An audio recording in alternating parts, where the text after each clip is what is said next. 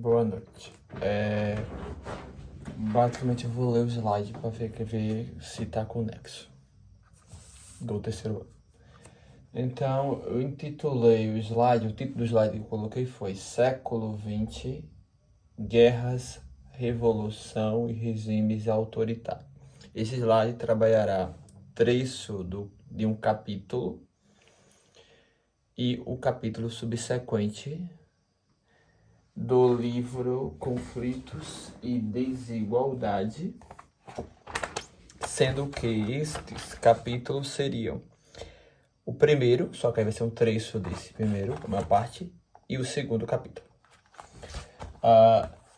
Esses capítulos abordarão basicamente conteúdo relativo ao século XX, embora, para entender o século XX, seja necessário voltar a algumas questões do final do século XIX, mas o foco do capítulo será o século XX, daí o título.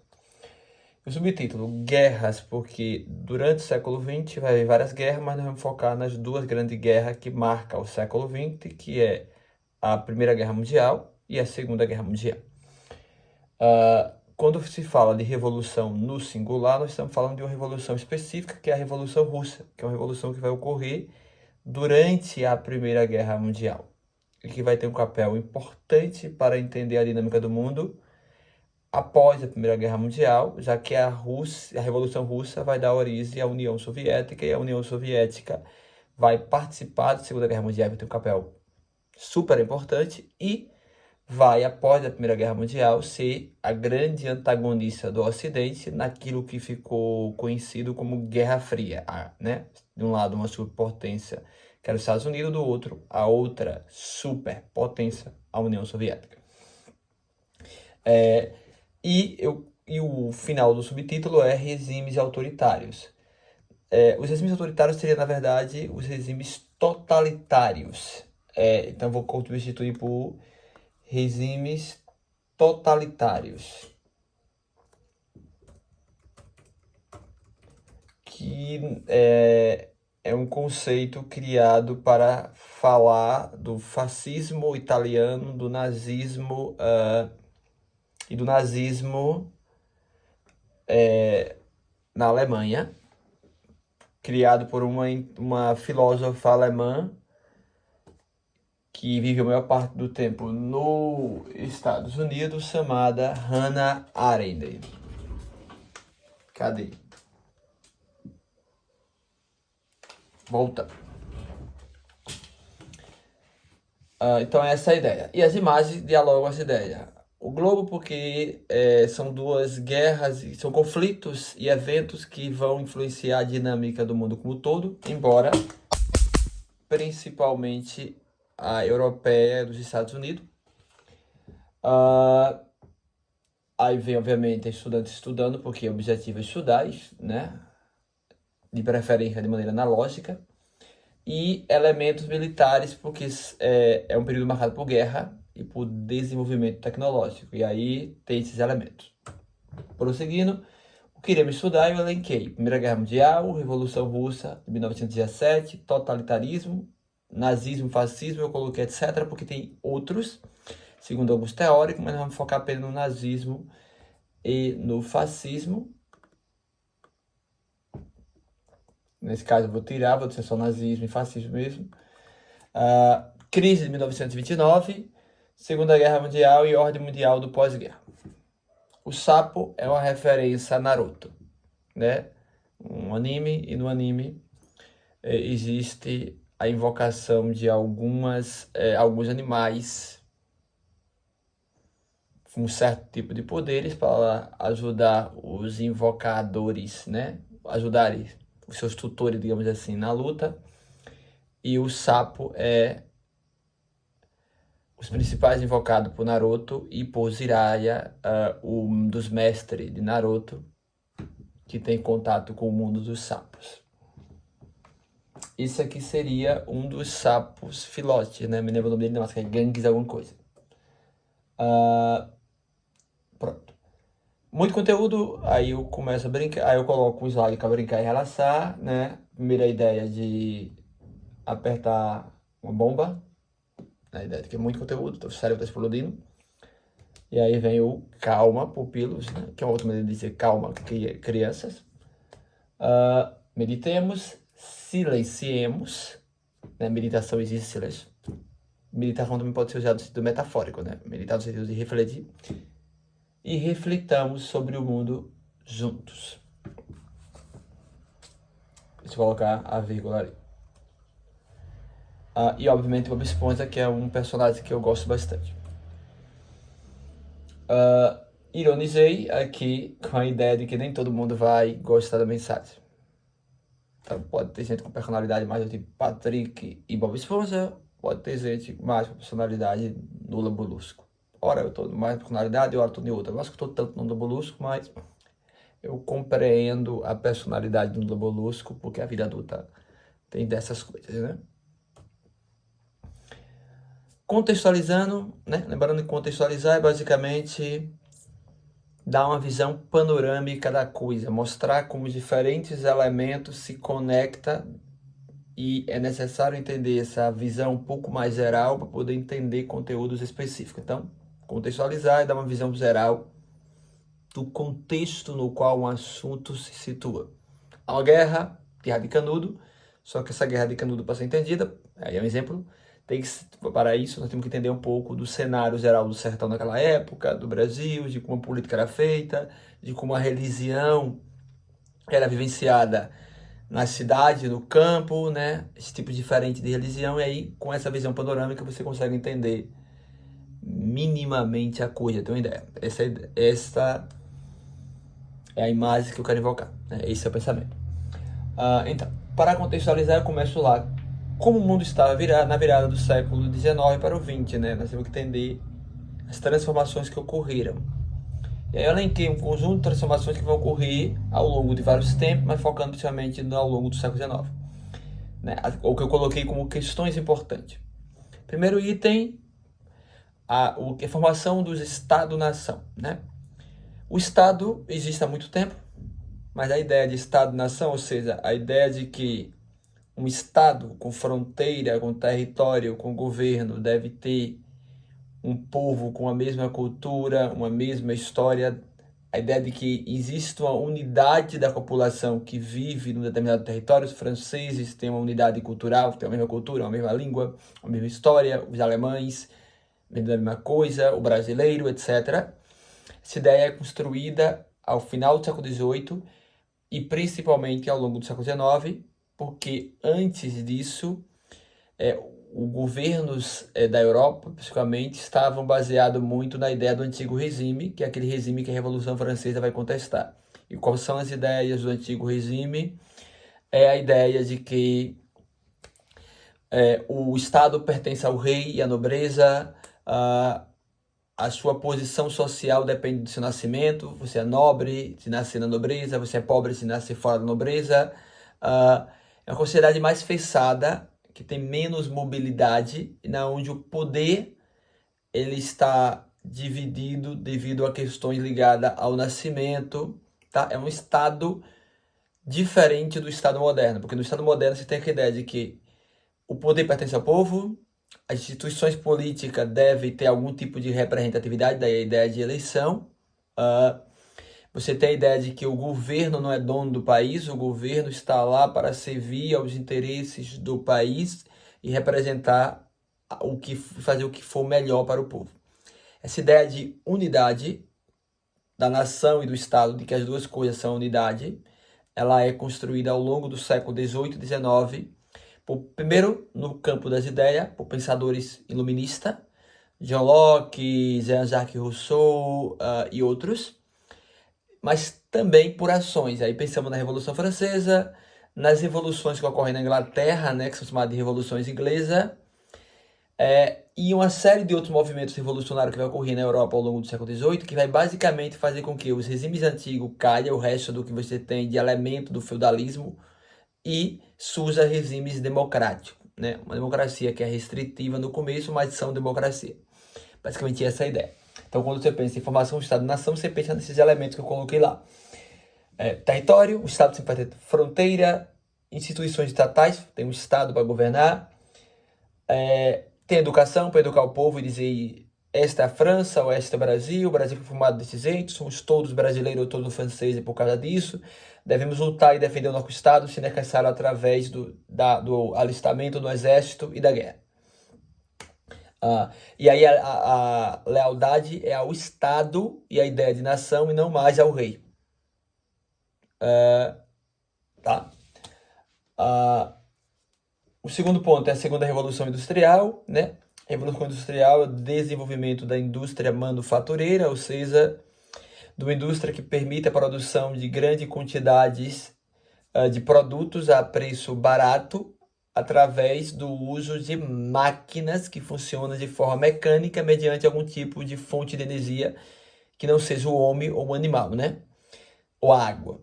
Nesse caso, geralmente essa energia é energia mecânica. Então você, por exemplo, queima lenha ou pega carvão mineral, porque qualquer coisa vai ser carvão, né? A lenha vai produzir carvão vegetal, o carvão mineral é um tipo de carvão que já existe na natureza, é produto de processo químico de milhões de anos, mas você vai queimar esse combustível, vai gerar calor, e através do calor você vai produzir energia mecânica que fará as máquinas funcionar. Os teares, por exemplo, que vai produzir tecido em grande velocidade e baixar o preço. Ou máquinas que vai permitir o trabalho para produzir ligas de aços e metais, para produzir navio, trem, etc. Basicamente é isso. A primeira revolução industrial ocorre na Inglaterra, e você vai ter alguns focos na França e em outras regiões, mas o centro vai ser a Inglaterra. A segunda revolução industrial era demarcada pela expansão da indústria por várias zonas da Europa, para além da Inglaterra. Então aumenta a competição entre as nações. Vai para além da Inglaterra e atinge os Estados Unidos. Os Estados Unidos vai se tornar uma grande potência industrial. Então o telégrafo e o telefone, por exemplo, duas grandes invenções do século XIX, são invenções americanas e não europeias, tá? O Japão também vai se tornar um país industrializado no século XIX. Isso é importante porque o Japão vai ser, durante o final do século XIX e o início do século XX, a grande potência asiática. Não é a China que é a grande potência asiática nesse momento, é o Japão. E o Japão vai repetir muito do modelo capitalista ocidental. O desenvolvimento da indústria é importante porque ele causa uma série de mudanças. Ela atrai a população do campo à cidade, que vai se tornar operária. Então a cidade cresce, a economia cresce, parte da população vai enriquecer, vai se tornar uma classe média. A outra parte vai ser operariada. O operariado vai transformar a sociedade ao organizar movimentos como socialismo e comunismo, anarquismo, ao entrar na política. Então é um período de longas transformações. A segunda revolução industrial também é marcada pelo desenvolvimento de algumas tecnologias, como o petróleo, por exemplo. O uso do petróleo ocorre no final do século XIX, e é bom lembrar, isso é importante porque ao longo do século XX, a principal fonte de energia do mundo é o petróleo, e ainda hoje ela é, né? Nós estamos passando por uma transição energética, do qual o petróleo vai ser substituída por outros produtos, mas essa transição ainda vai por fontes renováveis, né? Energia eólica, energia solar, baterias elétricas, né, que são usadas em carros elétricos e outros elementos, mas a transição ainda está ocorrendo. E se você pensar a cadeia de produção global como um todo, nós somos fortemente dependentes do petróleo. Então, o petróleo movimenta a maior parte dos carros do planeta. A energia do petróleo é a principal.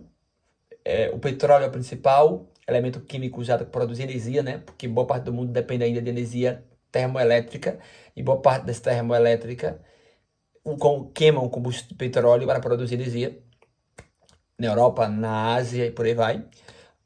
Se você pensar que nós dependemos muito do comércio internacional feito por navio, a maior parte, quase tudo que é navio, vai ser movimentado por petróleo. Curiosamente, alguns deles transportam petróleo e usam o petróleo como combustível. Obviamente, não junto, né? Cada um está no canto. Mas basicamente é isso. É também uma revolução que vai ter o desenvolvimento no final do século XIX do carro, que vai ser o grande elemento do século XX de transformação, né? E por aí vai.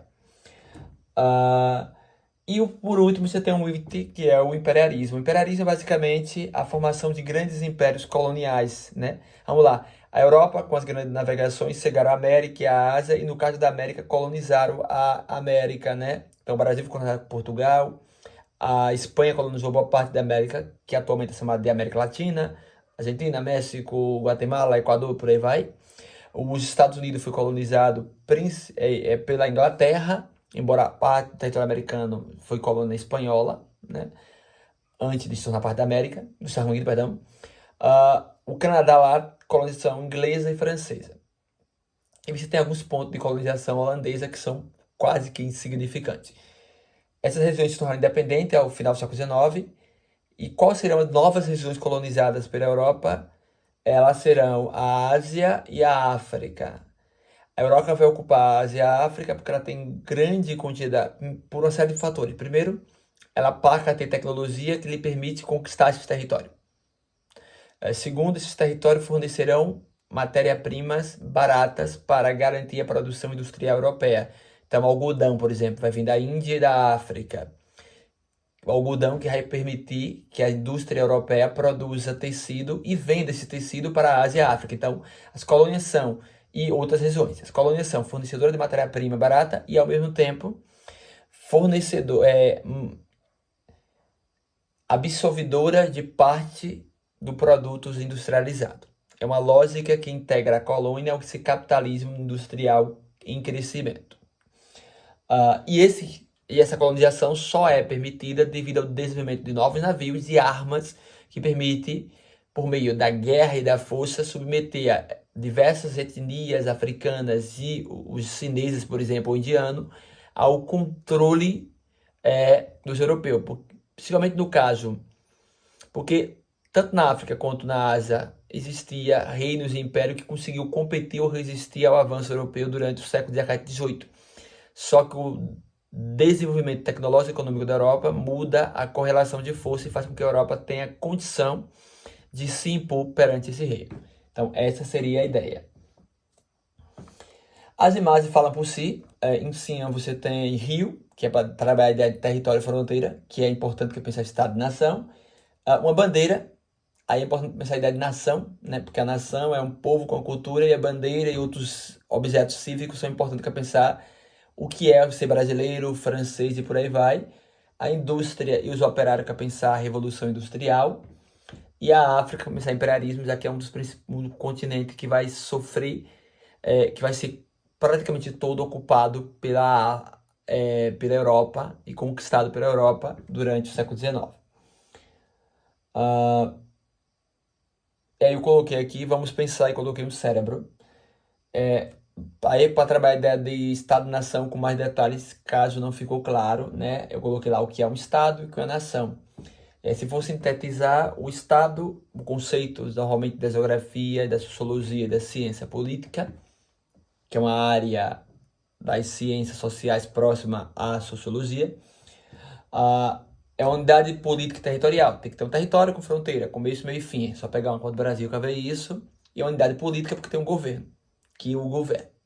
Tanto é que o Estado pode ser usado tanto para designar o território de um país, o termo no Estado, quanto para designar o governo de um país. Normalmente você usa nesses dois sentidos. Estado com a maiúsculo, tá? Porque Estado com a minúsculo no Brasil é usado para designar as unidades federativas. Sergipe, Alagoas, blá, blá, blá, blá. Aí eu coloquei, então, esses itens, governo-rei. Um outro item importante é burocracia. Burocracia é o conjunto de indivíduos que trabalha para o topo do Estado, o rei, a rainha, o presidente, o parlamento, enfim, que faz parte de uma série de instituições, os servidores do INSS, do IBGE, nós professores, todo mundo que trabalha no Estado e faz o Estado funcionar. Basicamente é a burocracia. A burocracia, ela existe há muito tempo, só que antes era leal ao rei, ela era servidora do rei e ela passa ao longo do século XIX e XX concebida como alguém que trabalha para o Estado, principalmente um Estado em que você tem governantes eleitos que vão se alternar ao poder, ou o presidente, ou o primeiro-ministro, ou parlamentares. Então, porque tem aquela ideia de que os governos passam, porque na democracia os governos são eleitos e há transição, mas a burocracia persiste. Daí a ideia de que a burocracia tem que ser impessoal, tem que ser técnica, tem que seguir normas que não devem mudar tanto ao longo do governo. Isso permite estabilidade. Então a burocracia é um papel importante na governança de um Estado. Inclusive quem teoriza e fala muito sobre burocracia é um sociólogo, que é o Max Weber, que é um cara super importante lá, um dos primeiros sociólogos. E forças armadas, porque você tem que ter capacidade de se defender e atacar se necessário. Basicamente seria esse. E o segundo ponto é nação. Nação, um dos conceitos de nação que eu acabei não colocando aqui, mas a ideia de que ela é, na maioria do caso, ela é uma unidade. Primeiro, ela é uma unidade cultural, que está lá, na verdade. Então, a ideia de que temos a mesma cultura e, geralmente, é a unidade étnica. Pertencemos ao mesmo grupo étnico, embora possa ter nação multicultural. O Brasil, por exemplo, tem mistura étnica diversificada. Diferentes grupos indígenas, que lá atrás a maior parte foram massacrados.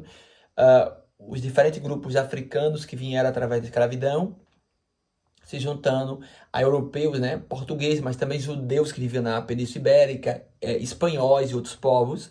Depois vieram novas levas de imigrantes europeus, a partir do século XIX, italianos, portugueses, alemães, principalmente. E estes povos todos se juntaram. Então, nós somos um povo miscigenado que, do ponto de vista étnico, nós somos multicultural. Temos várias etnias. Mas a ideia é que exista uma unidade, nem que seja no plano cultural. Um dos conceitos de nação é unidade imaginada, porque essa unidade é construída com base em teóricos. São gente que estuda folclore, são historiadores, são geógrafos que construíram a ideia e a noção de que pertencemos a uma mesma cultura, de que temos um mesmo passado. Isso tudo é imaginado, é construído. Claro, tem uma base prática, mas a maior parte é uma construção imaginária. É um discurso ou múltiplos discursos que visa construir algum tipo de unidade, dizer nós somos brasileiros por causa disso e, em consequência, devemos obedecer ao governo brasileiro, devemos defender o Estado e por aí vai, tá? Então, não é possível pensar nação sem pensar Estado e sem pensar a relação disto com o poder, né? Porque o Estado vai ter um topo que governa e esse topo quer manter coesão, coerência, unidade da nação. Por isso que eu coloquei na prática, é uma criação coletiva. Você tem uma elite que pensa, mas você tem que convencer o povo de que existe essa ideia de nação. Você conversa isso através de festa cívica, você conversa através da escola. A escola tem um papel importante na construção da ideia de nação. Através de aulas de história, geografia, outras de história. Você tem festa cívica da independência e de outros eventos. Você tem símbolos nacionais como a bandeira, o hino nacional. Tudo isso é construção imaginária para trabalhar a ideia de unidade cultural, de unidade histórica, de unidade linguística, né? A ideia de falarmos uma mesma língua. Eu coloquei alguns exemplos, pensar símbolos que podem ser usados para pensar a ideia de nação, como, por exemplo, a língua, no caso português. Lembrando que português tem muita variante, né? A ideia de algumas festividades como carnaval e futebol. Essa ideia eu já tenho trabalhado lá atrás, eu estou reforçando. Qual é o ponto? Eu acho que ficou claro o ponto, mas supondo que não ficou, eu deixei mais claro ainda. E aí eu usei o termo desenhando. E aí eu coloquei o símbolo do foguete, né, para elevar o pensamento. Uma laser, porque a ideia de que vamos andar devagarzinho nesse desenho. E literalmente o desenho, um lápis com rabisco, representando a ideia de desenhar. Então, o Estado-nação é uma invenção do século XIX. Na verdade, algumas das ideias vão começar no século XVIII, mas a ideia principal mesmo é do século XIX, tá? É no século XIX que vai ter muito forte essa ideia de nação sendo pensada em diferentes sociedades. Uma ideia de Estado e nação, né? Território e governo. Perdão, a ideia de um povo e um Estado. Território e governo. Na verdade, seria território, governo e povo.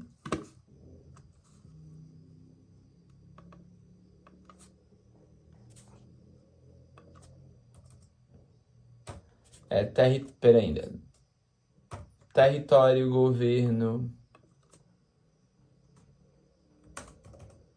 e povo.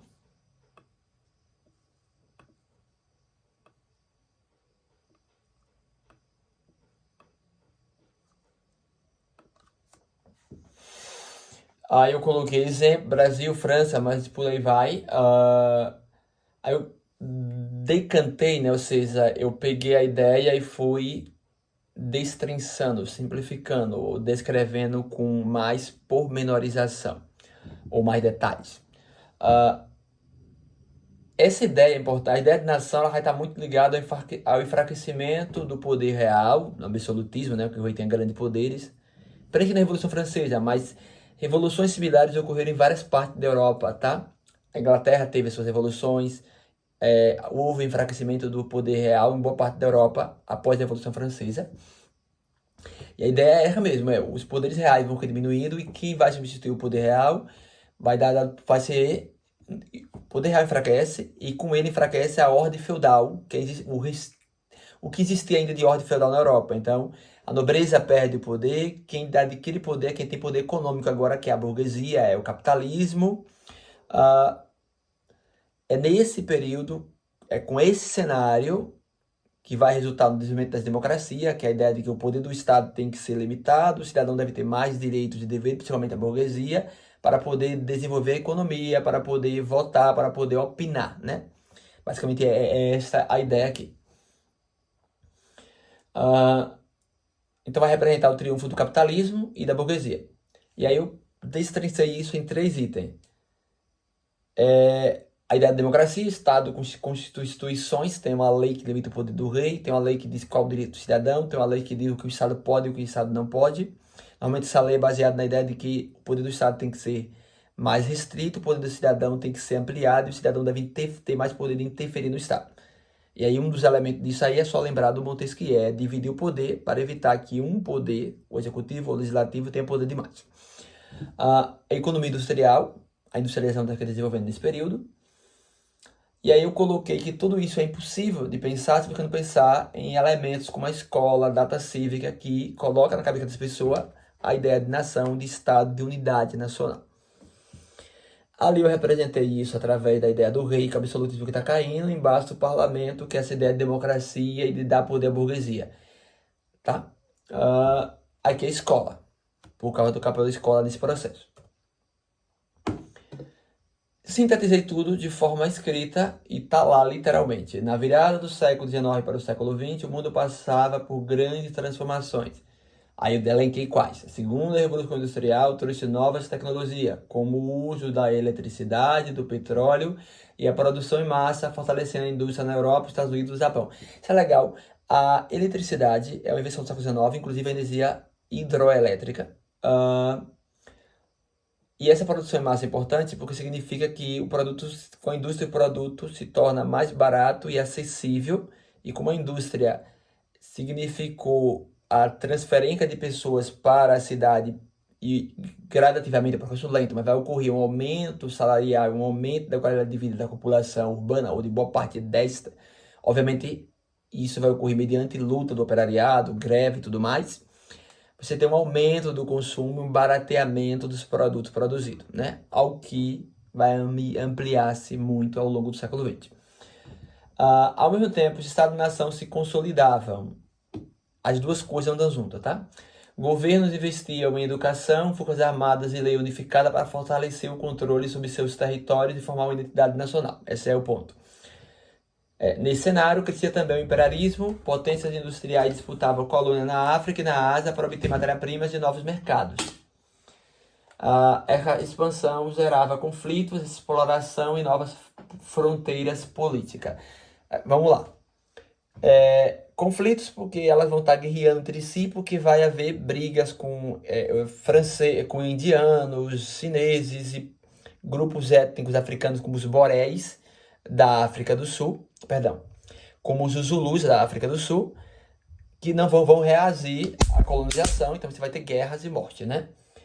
Exploração, porque basicamente a África e a Ásia serão exploradas. Colonizar significa subordinar povos ao controle europeu e explorá-los com o uso da violência.